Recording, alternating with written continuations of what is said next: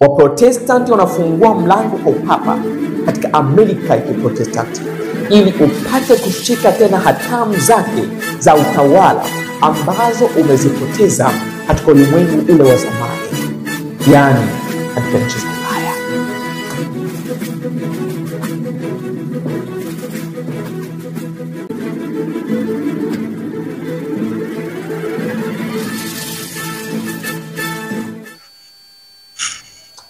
Rafiki yetu mwema Yesu Kristo, tuna kila sababu ya kukushukuru kwa jinsi ulivyo mwema na mwaminifu. Ni siku nyingine tuna Jehova, tunapofunua maandiko yako matakatifu na kujifunza ukweli ambao umezungumzwa katika kurasa za Biblia pamoja na roho ya unabii. Tunachokuomba Muumbaji wetu ni kwamba tuweze kushusha viburi vyetu chini, mawazo yetu yote ya ulimwengu huu, na katika saa hii mimi na mtazamaji Jehova tuweze kusogezwa karibu na msalaba wa Mwokozi. Jehova, tuna imani ya kwamba utakuwa na sisi mwanzo wa somo hili hadi mwisho, kwa jina la Yesu, amen. Karibuni sana watazamaji wa channel hii ya Bible Truth Prophets Minister, tunapotazama anga zingine za kinabii na matukio ambayo yanaonesha kwamba tumekaribia kufika nyumbani. Dalili zote zinaonyesha kwamba tupo karibu na kufika nyumbani. Tuko ukingo kabisa mwa mipaka ya Kanaani, na muda sio mrefu mfalme wetu atakuja kutuchukua na kwenda nyumbani. Hili ndilo lijaze furaha tunapoona matukio yanayoendelea ulimwenguni leo. Tusikate tamaa, lakini tutie moyo ya kwamba mfalme wetu anakuja tena na nguvu na utukufu mwingi. Na kabla tujaanza somo letu hili, tusome hii nukuu inatoka Pambano Kuu ukurasa wa 315 na ile paragrafu ya 4. Ellen White anazungumza kama ifuatavyo: walinzi juu ya kuta za Zayuni walipaswa kuwa wa kwanza kupata habari za ujio wa Mwokozi, wa kwanza kupaza sauti zao kumtangaza yeye, wa kwanza kuwaonya watu kujiandaa kwa ajili ya kuja kwake. Hawa walinzi wa Zayuni wanazungumzwa lilikuwa ni taifa la Wayahudi. Taifa hili la Wayahudi Mungu alilitoa kama tunu katika ulimwengu. Alitamani taifa hili liweze kuonesha umuhimu wa sheria ya Mungu kwa ulimwengu. Lakini hata wakati wa ujio wa Kristo mara ya kwanza, taifa hili lilikutwa halijajiandaa, lilikutwa halina maandalizi kutana nani? Na Yesu Kristo. Hata wakati huu wa mwisho kuna kanisa moja tu la Waadventista wa Sabato. Hawa wanaotunza Sabato, Mungu amewachagua katika ulimwengu huu waweze kuandaa watu kwa ajili ujio wa nani? Ujio wa Kristo. Na nazungumza wazi ya kwamba kama hawatafanya maandalizi tena, itakuwa kama ilivyokuwa kwenye taifa la nini? La Wayahudi. Hawakuweza kuandaa watu kwa ajili ya ujio wa Kristo. Wao ndio walitakiwa kuwa kwanza kufahamu kwamba Masihi atazaliwa.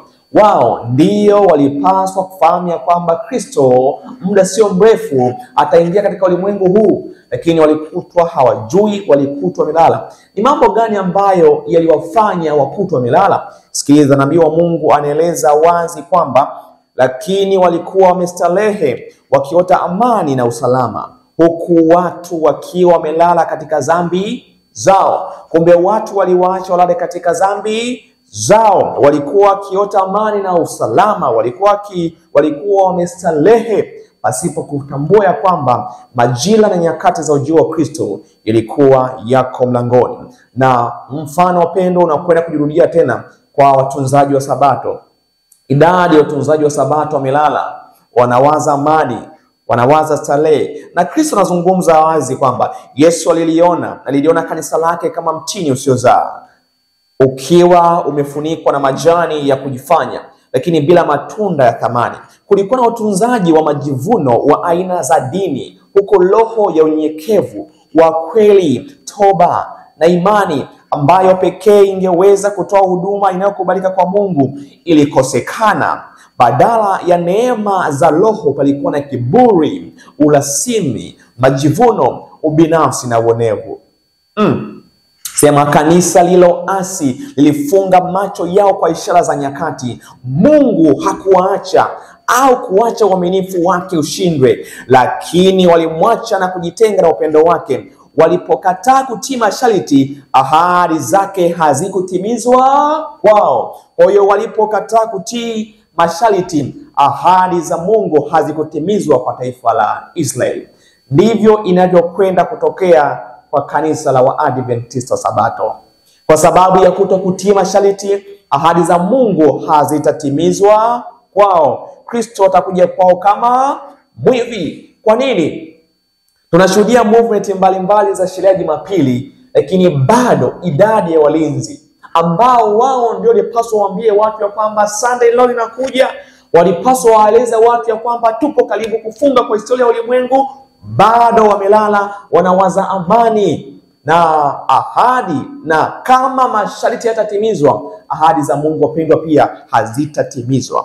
Testimony for the Church volume ya 7 ukurasa wa 141, Ellen White anazungumza wazi ya kwamba tukio lilo mbele yetu ni sherehe ya Jumapili, na hili ndilo tukio la mwisho kabisa katika mfululizo wa matukio yote. Yani scene ya mwisho kabisa katika movie ya kufunga kwa historia ya ulimwengu huu ni tukio la nini? La sherehe ya Jumapili.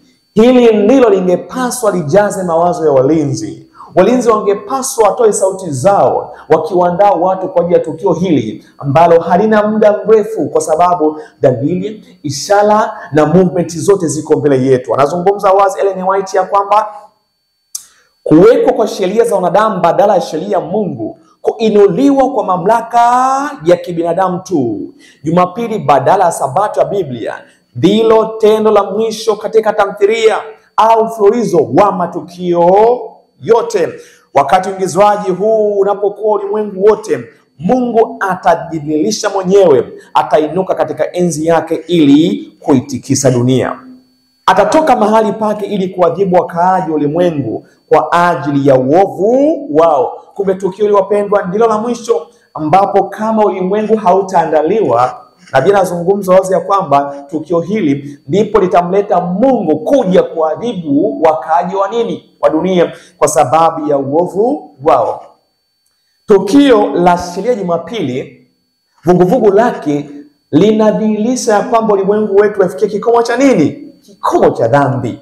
Yani dunia yetu imejazwa na nini? Na dhambi. Kwa hiyo hii ni ishara kama ilivyokuwa ishara kwa Wayahudi wakati wa Sisters alipokuja mwaka 66 kuzingira Yerusalemu, na pia ilikuwa ni ishara kama Tito alivyokuja wakati wa pili mwaka 70 AD kuzingira Yerusalemu. Kumbe Sunday Law pia ni mfano wa tukio hilo ya kwamba tumezingirwa, na muda sio mrefu tutaingia kwenye taabu ambayo maandiko matakatifu pamoja na roho ya unabii na manabii wamezungumza katika siku zilizopita. Anazungumza hivi nabii wa Mungu, atatoka mahali pake huyu Kristo ili kuadhibu wakaaji ulimwengu kwa ajili ya uovu wao, na dunia itafunua damu yake wala haitafunika tena waliouawa. Testimony for the Church au shuhuda kwa kanisa, ukurasa wa 141, lile gombo la 7. Kwa nini nazungumza haya maneno? Siku ya kesho ni tarehe ngapi? Ni Juni 18. Siku ya kesho kuna tukio katika nchi ya Amerika, na tukio hili ni kumpitisha mmoja ya waasisi wa Project 2025 kuwa kiongozi, ambapo anakwenda kusimamia moja kwa moja sheria za wafanyakazi, ambaye huyu ndiye aliandika kipande cha Project 2025 kinachosema hivi, sikiliza: God ordained the Sabbath as a day of rest, and until very recently the Judeo-Christian tradition thought to honor that mandate by the moral and legal regulation of work on that day.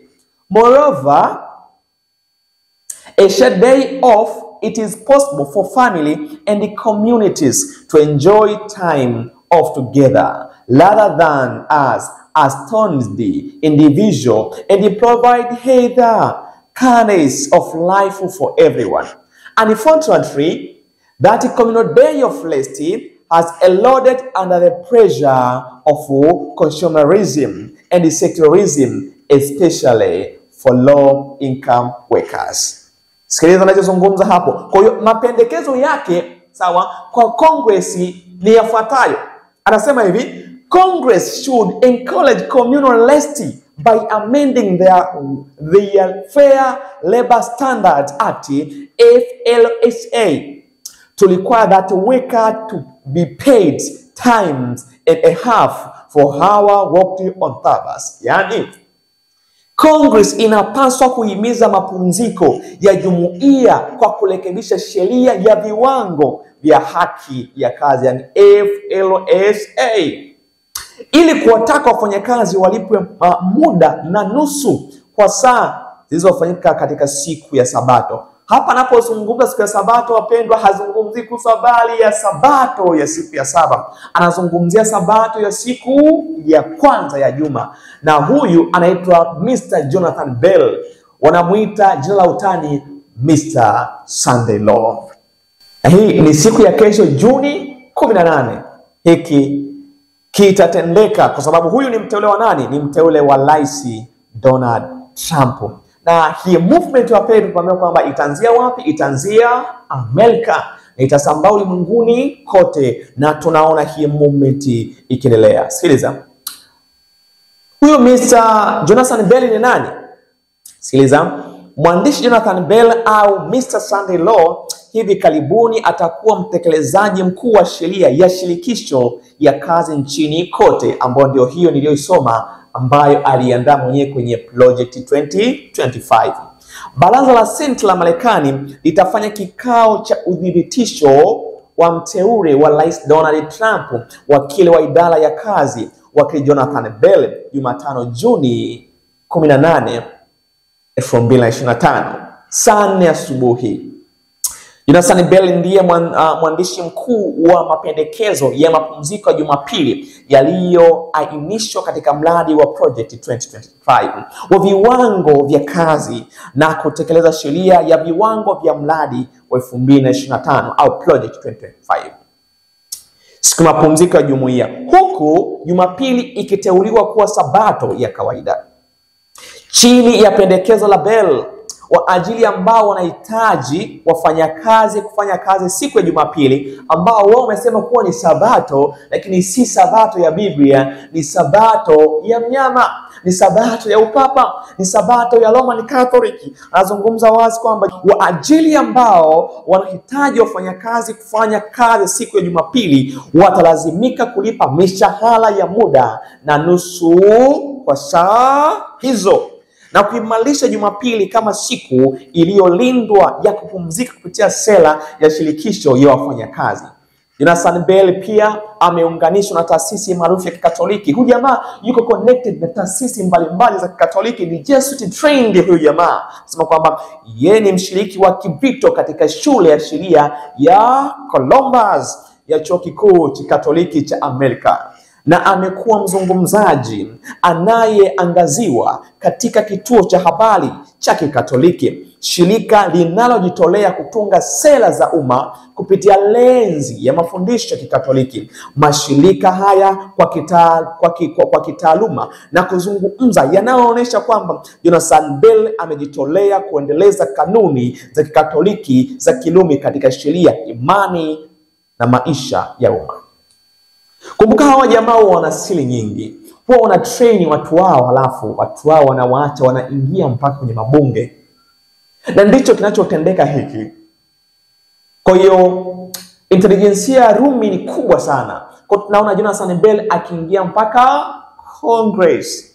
Na kinachofuata nini wapendwa? Tunafahamu ameandika project, sehemu ya Project 2025 ya kwamba Jumapili we siku ya nini? Ya pumziko.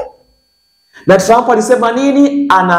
Hataki tena separation kati ya church na nini? Kati ya church na state. Sasa katika video hapo wapendwa, sikiliza. Bell anazungumza wazi ya kwamba Jumapili, sawa, ambayo ndio siku maalum kwa ajili ya kupumzika kwa Katoliki, inatakiwa tena kurudishwa, kwa sababu kama ilivyokuwa kwa Konstantini baada ya kupitisha sheria ya Jumapili mwaka wa 321, inapaswa pia ipitishwe ili kusudi iweze kuweka rule of law. Sikiliza mpendwa katika video hapo juu. I don't see a big, it's harder to see a big federal role for this. I think this is more a question of state and local law, is reinvigorating where possible Sabbath rest laws. To be very specific, like it used to be, this was basically the norm as best I've looked into this some. I'm working on some research on this. Really literally dating back to Constantine and his recognition of Christianity in the Roman Empire, that you've had a pretty consistent tradition in Western civilization of taking Sunday off from commerce. This, of course, this is a tradition that has roots not only in Christianity but in Judaism. Sikiliza. Unamsikiza Jonathan vile anavyozungumza, huyu ni just trendy. Na tumeshazungukwa, tumeshazingilwa. Ulinzi wa Zayuni lazima tuambie watu kwamba tupo karibu na kufunga kwa historia ya ulimwengu. Lazima waambie watu ya kwamba muda sio mrefu tunakwenda kuingia kwenye sheria Jumapili, ambapo hili ni tukio la mwisho katika nini? Mfululizo wa matukio yote kulingana na Testimony for the Church volume ya 7. Anazungumza hii katika hiyo video. Katika video hiyo hapo juu, Jonathan Bell anazungumza katika kituo cha habari cha Kikatoliki, akitetea waziwazi kurejeshwa kwa sheria Jumapili. Anadai kwamba sheria kama hizo zimekuwa nguzo ya msingi katika ustaarabu wa Magharibi tangu wakati wa mtawala Konstantino. Konstantino unajua alikuwa ni emperor wa Rumi wa Roman Catholic, ambaye ndiye alikuwa wa kwanza kupitisha sheria nini ya Jumapili. Mwaka gani? Mwaka wa 321. Kutokuwepo kwa mapumziko yaliyopangwa, yaliyoagizwa kisheria husababisha machafuko ya kijamii. Sema kwa mfano leo kuna maandamano Los Angeles kule, watu wanapigana movement kwa sababu ya utawala wa Trump. Wanasema hicho kitu ndicho kitaleta nini? Rule of law. Kitazuia nini? Maandamano, kitazuia nini? Movement, riot mbalimbali. Na nazungumza hivyo ya kwamba kulingana na Bell, kusitawisha mdundo wa kudumu wa kupumzika hakutokezi tu furaha ya afya zaidi, bali muhimu zaidi kutokeza nafasi inayohitajika kwa watu kumwabudu Mungu. Hivyo ni sheria Jumapili wapendwa inarejeshwa tena katika nchi ya Amerika. Hii movement yopendwa haitakoma mpaka watakapopitisha sheria Jumapili. Nakumbuka ya kwamba ule walaka ile project 2025 asilimia 41 imeshafanyaje? Imeshatimizwa. Yani malengo asilimia 41 Trump ameshatimiza, na bado hata hajamaliza hata mwaka. Utagundua kwamba mpendwa, tunaelekea mwisho wa kufunga. Kwa nini? Kwa historia ya ulimwengu lazima wajumbe wa Mungu, kanisa la Waadventista, uambie watu. Kama hawatawaambia basi Mungu atainua jumbe na kuambia watu ya kwamba tupo karibu kufunga kwa historia ya nini ya ulimwengu wetu huu.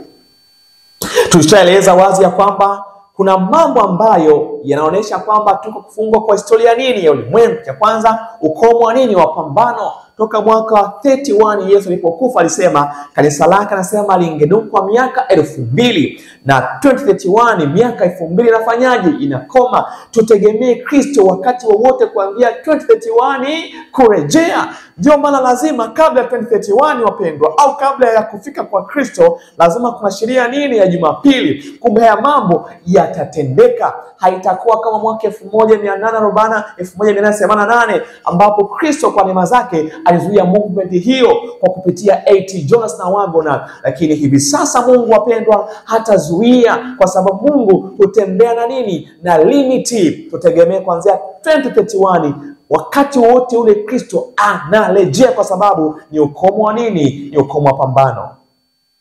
Msikilize Konstantini, katika siku tukufu ya jua acha makimu na watu waishio mijini wapumzike na maduka yote yafungwe. Konstantini ule mwaka wa 321 baada ya Kristo. Na kipi kinachohitajika? Uzoefu kama Daniel. Sawa, tunahitaji experience kama ya Daniel. Hebu sikiliza mpendwa, Daniel experience yake kwenye Daniel sura 6 ndiyo inapaswa kuwa experience yangu mimi na wewe. Pasipo hivyo mpendwa, hatutaweza kusimama katika saa zijazo za kufungwa kwa historia ya ulimwengu, kwa sababu sheria hizi mpendwa zitasambaa kila dunia. Naona na watu ambao mpendwa hawatakubali kuwa chini ya sheria hizi watakumbwa na mashutumu. Wengine watauawa mpendwa, wengine watatupwa. Wauawe walio na simba kama Daniel alivyotupwa kuliwa na simba. Hivyo kunahitajika watu waaminifu walio kama Daniel. Daniel sura 6 maandiko nasema kama ifuatavyo: wakati wa utawala wa Dario, ilimpendeza Dario kuweka juu ya ufalme maliwali 120 wawe juu ya ufalme wote, na juu yao wakaweka wakubwa watatu, na Daniel alikuwa mmoja wao, ili maliwali hawa watoe hesabu kwao, mfalme asipate hasara. Basi Daniel huyo alipata sifa kuliko wakuu na maliwali, kwa kuwa roho bora ilikuwa ndani yake, naye mfalme akaazim kumweka juu ya ufalme wote. Daniel alikuwa ni Holy Spirit oriented, alikuwa na roho wa Mungu. Kama tunahitaji kuwa waaminifu wapendwa, lazima turuhusu roho wa Mungu aishi katika maisha yetu. Anasema kwamba basi mawaziri na maamili wakatafuta sana kupata sababu za kumshtaki Daniel kwa habari ya mambo ya ufalme, lakini hawakuweza kuona sababu wala kosa, kwa maana alikuwa mwaminifu, wala halikuonekana kosa wala hatia ndani yake. Daniel alikuwa mwaminifu, hakuonekana kosa ndani yake. Ndipo wale watu wakasema, hatutapata sababu kumshtaki Daniel huyu tusipopata katika mambo ya sheria Mungu wake. Ndicho kinachotafutwa wapendwa. Watatafuta kila kona kuadhibu Waadventista, hawatapata makosa. Lakini kitakacholeta changamoto ni kwa sababu ya sheria Mungu wetu, nayo ni sheria ya kumwabudu Mungu katika siku ya Sabato. Maandiko yanazungumza wazi kwamba basi wale mawaziri na maamili wakakusanyika pamoja mbele ya mfalme, wakaambiana hivi: Mfalme Dario uishi milele. Mawaziri wote mfalme na manaibu na maamili na madiwani na maliwali wamefanya shauri pamoja ili kuweka amri ya kifalme na kupiga marufuku ya kwamba mtu yote atakayeomba dua kwa Mungu awaye yote au kwa mtu awaye yote katika muda wa siku 30, ila kwako mfalme atupwe katika tundu la simba. Ndicho kinachotafutwa katika ulimwengu huu, ndicho kinachotafutwa kwa Daniel wa leo. Watu waaminifu ambao wako tayari kumtetea Mungu, kinaandaliwa hii movement. Aka Jonathan Bell hawafanyi makosa. Wanachokifanya mpendwa ni wanachokifahamu. Hivyo kama hatuna uzoefu kama Daniel, kama hatujamjua Mungu kama Daniel, kama hatufanyi ibada kama Daniel wapendwa, hatutaweza kusimama katika wakati unaokuja. Tunapaswa kuwa kama Daniel, kwa sababu tuko mwisho wakati. Tunakwenda kufunga historia huu ulimwengu na tutatupwa kwenye matundu ya simba kama Daniel. Hivyo watu wa Mungu lazima wawe waaminifu kama Daniel. Anasema kwamba ikatungwa sheria hiyo kwamba kama mtu ataabudu kwa Mungu Dario kwa siku 30 atatupwa. Walijua kama Daniel atatupwa kwa sababu yeye alikuwa ni mwabuduji wa Mungu. Wanafahamu kwamba Waadventista waaminifu wapendwa hawatakubali kuabudu sheria ya Jumapili. Ndio maana wanataka waingize kwenye sheria zao, kwenye katiba zao. Katiba zibadilishwe. Anasema kwamba sasa mfalme piga marufuku, ukatie sahihi maandiko haya yasibadilike, kama ilivyo sheria ya Medi na Wajemi isivyoweza kubadilika. Rumi pia haibadiliki. Rumi ikishaweka sheria haibadiliki. Rome doesn't change. Rumi haibadiliki. Wanabadilika wengine. Kwa hiyo hata Waprotestanti ndio watakaobadilika na sio Rumi. Rumi haibadiliki kamwe. Sema kwamba hata Daniel ilipojua ya kuwa yale maandiko yamekwisha kutiwa sahihi, akaingia nyumbani mwake. Madirisha katika chumba chake yalikuwa yamefunguliwa kukabili Yerusalemu. Nasema kwamba akapiga magoti mara 3 kila siku, akasali, akashukuru mbele za Mungu wake kama alivyokuwa akifanya tokea hapo. Naona, kwa hiyo watu wa Mungu, kama hatuna maandalizi kabla ya sheria ya Jumapili, hatutaweza kujiandaa wakati wa sheria ya Jumapili. Daniel uzoefu wake na Mungu ulikuwa before Sunday law. Na inapaswa kila mtu amjue Mungu binafsi kabla ya sheria ya Jumapili, ndipo ataweza kusimama. Na watu wengi wanasubiri mpaka sheria ya Jumapili ndipo waanze kufanya maandalizi. Hatutaweza kusimama. Kumbe maandalizi ni before nini? Sunday law. Ustahimilivu wa Daniel kabla ya sheria ya Jumapili, sawa? Ustahimilivu wa Daniel kabla ya sheria ya Dario ulimfanya kuwa mstahimilivu hata baada ya sheria nani? Baada ya sheria ya Dario. Ndicho kinachotakiwa kwa Waadventista wa Sabato, watunzaji wa Sabato. Tuwe waaminifu kwenye kutunza Sabato kabla ya sheria ya Jumapili. Tuwe waaminifu kwenye sheria za Mungu kabla ya sheria nini? Ya Jumapili, kwa sababu hatutaweza kusimama. Kuna mambo yafuatayo.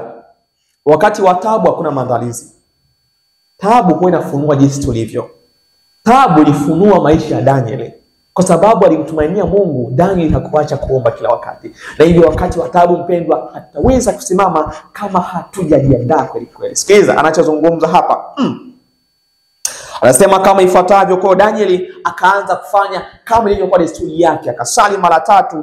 Anasema kwamba ndipo 11, basi watu hao wakakusanyika pamoja, wakamwona Danieli akiomba dua na kusihi mbele za Mungu wake. Ndipo wakakaribia wakasema mbele ya mfalme katika habari ya ile marufuku ya mfalme, je, hatukuitia sahihi ile marufuku ya kwamba kila mtu atakayeomba dua kwa mfalme, kwa Mungu awaye yote au kwa mtu awaye yote katika muda wa siku 30, ila kwako mfalme atatupwa katika tundu la simba? Mfalme akajibu akasema, neno hilo ni kweli, kama ilivyo sheria ya Wamedi na Wajemi isivyoweza kubadilika.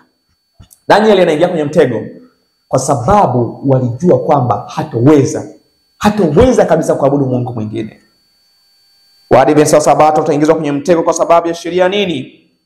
Sababu ya sheria ya Jumapili. Watawala wa dunia wote watanunuliwa na watu wa Mungu watakuwa kwenye mtego kama alivyokuwa Danieli. Uaminifu wangu na wako utatulinda wakati wa taabu. Uaminifu wangu na wako utatuweka wastahimilivu wakati wa taabu. Sikiliza mfalme jinsi alivyosema. Nasema hivi, mstari ule wa 13, basi akajibu akasema mbele ya mfalme, yule Danieli aliye mmoja wa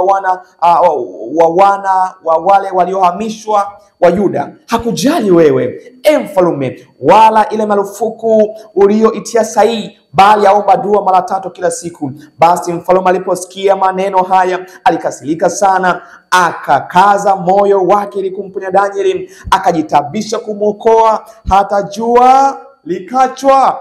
Anasema kwamba ndipo watu wale wakakusanyika pamoja mbele ya mfalme, wakamwambia mfalme, mfalme, ujue ya kuwa ni sheria ya Wamedi na Wajemi lisibadilike neno lolote lililo marufuku wala amri yoyote iliyowekwa na mfalme. Basi mfalme akatoa amri na wakamleta Danieli wakamtupa katika tundu la simba. Mfalme akanena akamwambia Danieli, Mungu wako unayemtumikia daima, yeye atakuponya.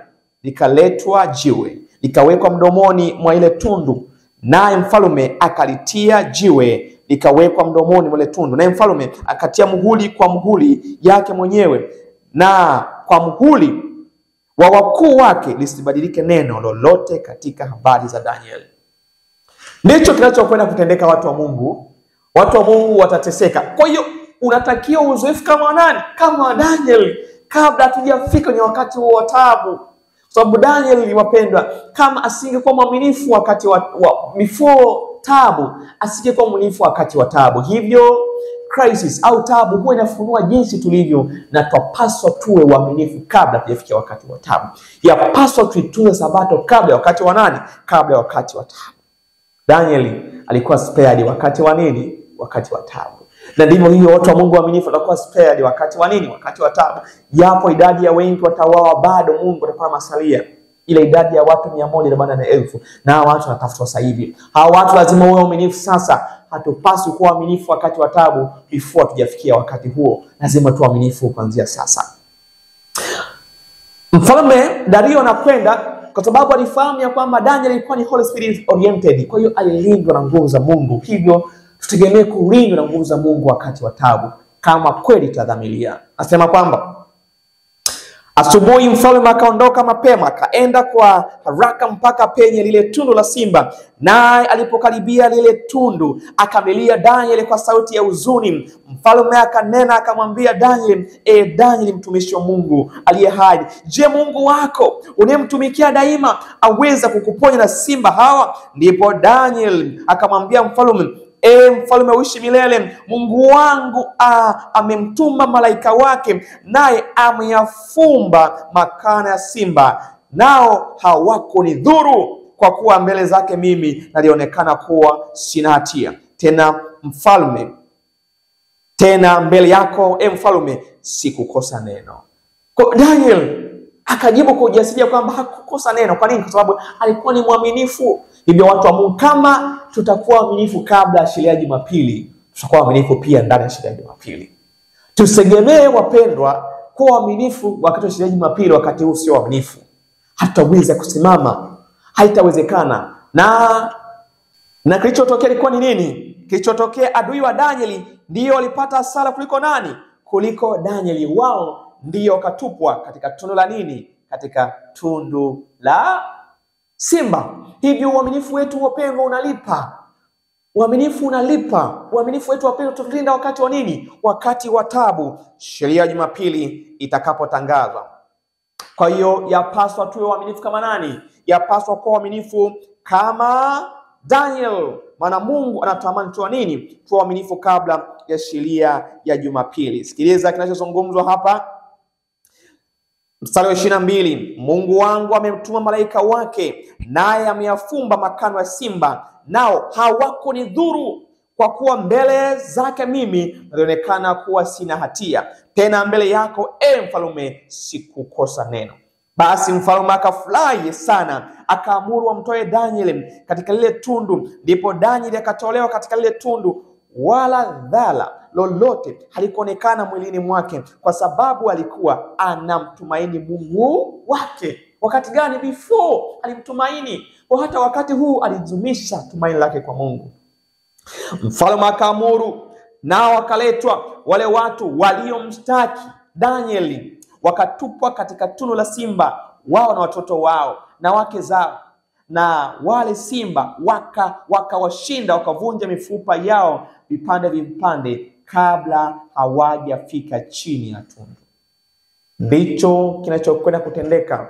Mungu wa mbinguni ambaye ni Kristo, mfalme wa wafalme, atakapokuja tena katika utukufu wake, wale ambao kwa sheria za kidunia, sheria ya Jumapili ambao watu wa Mungu itawazuia wasiuze wala kununua, sheria hizi ambazo zitawazuia watu wasipate matibabu, wasipate huduma mbalimbali, wapendwa, Kristo atalipa. Na kinachopaswa ni mimi na wewe kuwa committed kwa Mungu. Kuwa committed kwa Mungu kweli kweli. Kuwa mtu wa maombi. Daniel aliomba mara ngapi wapendwa? Aliomba mara 3. Ibada yako binafsi iko vipi? Ibada ya familia katika maisha yako iko vipi? Je, unajiandaa kwa ajili ya crisis iliyoko mbele yetu? Je, unajifunza unabii unaoendelea? Je, unaelewa kinachoendelea mpendwa? Au pia nao umelala kama walivyokuwa Yahudi? Kama umelala mpendwa, hautaweza kuokolewa. Na nabii wa Mungu anazungumza wazi kwamba kwenye Shuhuda kwa Kanisa gombo la 4 ukurasa 569 kwamba suala la Danieli liliwekwa mbele yangu. Ellen White anazungumza hivyo. Japokuwa alikuwa mtu wa tabia moja kama sisi, kalamu ya uvuvio humweleza yeye kama mtu aliye na tabia isiyo na lolote. Daniel, maisha yake yanatolewa kama kielelezo kizuri kwetu, na vile mwanadamu anavyoweza kuwa hata katika maisha haya tuliyo nayo, kama atamfanya Mungu kuwa nguvu zake na kutumia kwa busara nafasi nzuri anazopewa pamoja na haki zilizo katika uwezo wake kuzifikia, aweza kuwa kama Daniel. Alikuwa ni mtu wa tabia moja kama sisi. Lakini kama maisha yetu yatatolewa kwa Mungu, tukawa committed kwa Mungu kweli kweli, anasema tutakuwa kama Daniel. Tutakuwa kama Daniel aliyekuwa mtu mwaminifu, aliyekuwa holy oriented, aliyekuwa spiritual oriented. Tutakuwa kama Daniel. Lakini pia our high calling klasa 249 nabii wa Mungu Ellen White anazungumza wazi kwamba simama kama Daniel, kiongozi yule wa serikali, mtu ambaye hakuna jaribu lolote liloweza kumchafua. Tunapaswa kuwa kama Daniel kabla haujafika wakati wa. Kwa nini? Kwa sababu wa Protestant ulimwenguni kote, wakianza nchi ya Amerika, wanakwenda kuungana tena na upapa, na sheria ambazo kwa muda mrefu wapendwa zimetamaniwa kuingizwa, sheria za mauaji katika katiba kwa wale ambao watakwenda kinyume na Sabato ya Jumapili, zitarudishwa tena na watu watauawa, watu watateseka kama ilivyokuwa kwa Daniel. Lakini uaminifu wetu ndio utakao tulinda, na uaminifu wa pendo lazima uanze sasa, kwa sababu hatuwezi tena kuandaliwa wakati wa taabu. Wakati huu ambao ni wa amani ndio wakati ambapo watu wa Mungu lazima waandaliwe. Pambano Kuu ukurasa wa 579, Nabii Ellen White anazungumza wazi kama ifuatavyo. Msikilize Ellen White. Waprotestanti wanafungua mlango kwa upapa katika Amerika ya Kiprotestanti ili upate kushika tena hatamu zake za utawala ambazo umezipoteza katika ulimwengu ule wa zamani, yani katika nchi za Ulaya. Na hicho unachokiona kwa kina Jonathan Bell mpendwa, ni hicho ambacho kinatamaniwa tena kufanyaje? Kuingizwa. Nabii wa Mungu anazungumza wazi kwenye Levin Herald 1908 kwamba matukio ya ajabu ya kushangaza yataonekana duniani hivi karibuni. Mwisho wa mambo yote umekaribia. Wakati wa taabu karibu utawajia watu wa Mungu. Wakati huo ndipo amri itatolewa ikiwakataza wale wanaoishika sabato ya Bwana wasinunue wala wasiuze, na kuwatishia ya kwamba wataadhibiwa na hata kuuawa, kama kwa Daniel, kama hawataitunza siku ya kwanza juma kama sabato.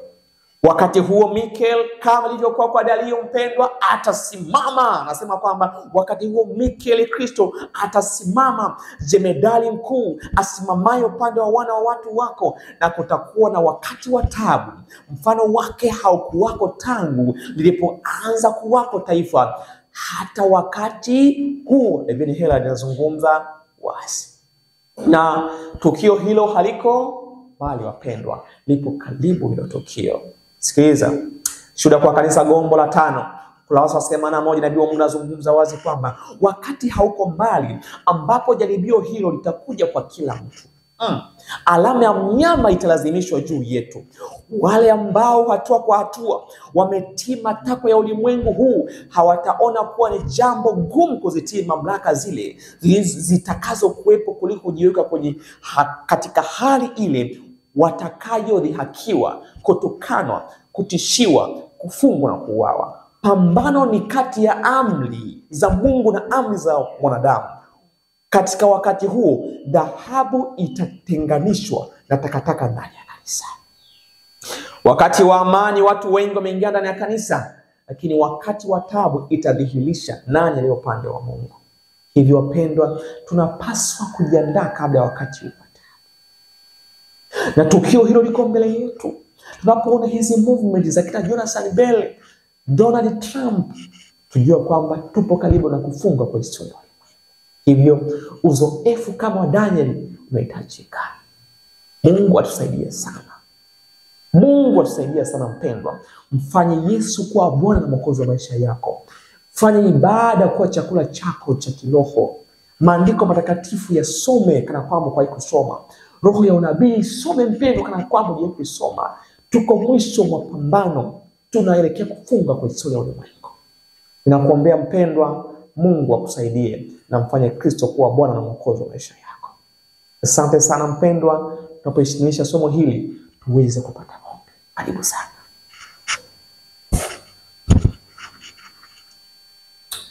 Asante Yesu kwa chakula cha kiroho tena katika masaa haya. Rafiki yetu mwema, jina lako limejiliwe sana. Tuko karibu na mipaka ya Sayuni. Tunahitaji kujiandaa. Haji kuandaliwa na kuandaa wengine pia kwa ajili ya Kristo. Watazamaji pamoja na msikilizaji waandae vyema. Na sote tusaidie kwa tayari kwa ajili ya sherehe ya Jumapili. Tutumie muda mwingi kwenye maombi Jehova. Tumie muda mwingi kujifunza maandiko na tuandaliwe kwa ajili ya Kristo. Asante Mungu wa mbinguni, imani ni kwamba utakuwa na sisi mwanzo hadi mwisho wa nyakati hizi za Kristo Yesu.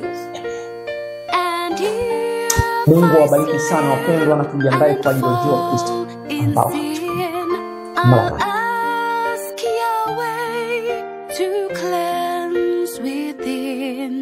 I have set my mind on sin-free.